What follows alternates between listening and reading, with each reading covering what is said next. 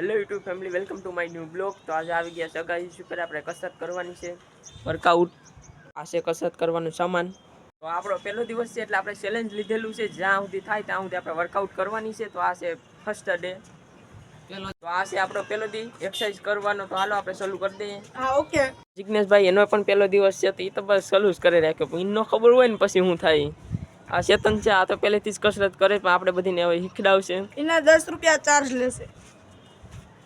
આ આપણા કિશોરભાઈ છે, જો અત્યારે પુશઅપ ઓલા ડન મારવાના છે. તો આપણે આ મારવાનું છે 50. તો જલ્દી ચાલો મારી લઈએ.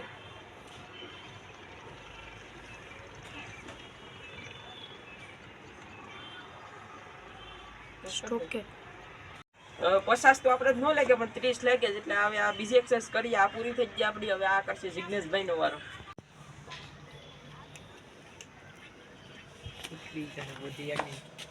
તો આ ચેતન કરે, આપણે તીને જેમ એક હાથે ન કરી શકીએ, એ કાયમી કરે એટલે એને પોહાય.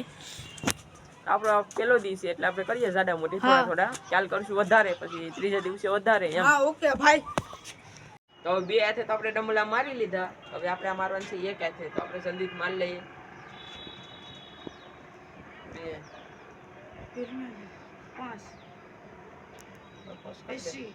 પેલા હાથે તો આપણે માર્યા 5. હવે બીજા હાથે 5 મારવા પડશે. હાલો જલ્દી મારી લઈએ.